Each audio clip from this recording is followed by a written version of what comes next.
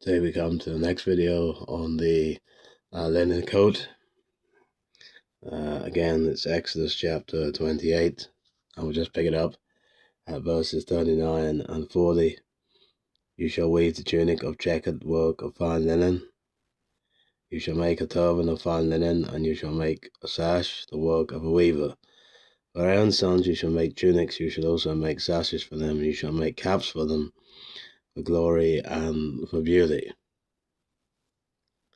Last time, in the previous video, we had said that the instruction was to weave the tunic of fine linen, and we looked at that in the last point. And in verse 40, we noted that the tunics were to be made for Aaron's sons, not just for Aaron, the high priest, but also for Aaron's sons, the ordinary priests, and that was for glory and beauty.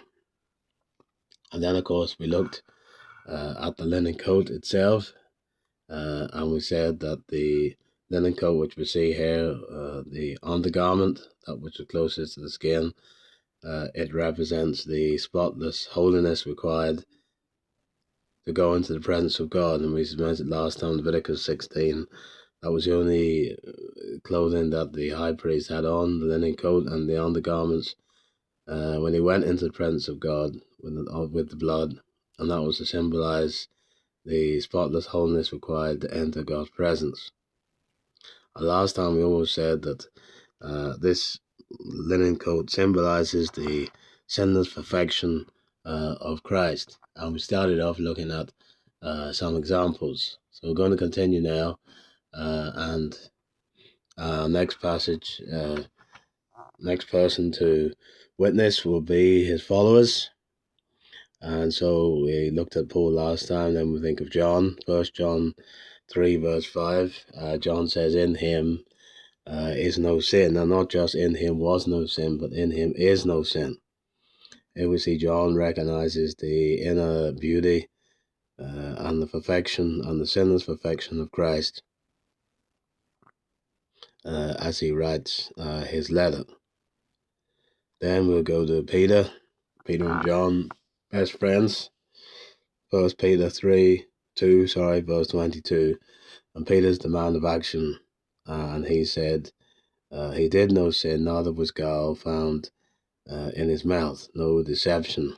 Just as the white symbolized the purity and the cleanness of Christ, so we see that both John and Peter testify to this.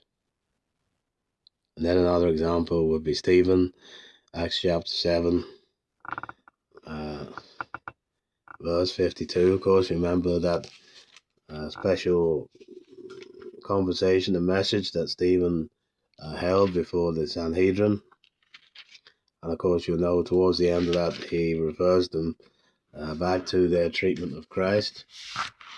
And in Acts chapter 7, verse 52, this is what we read, which of the prophets did your fathers not persecute?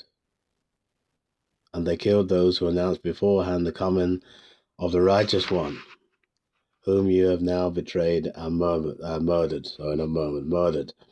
And so it's the coming of the righteous one. And there we have the testimony of Stephen.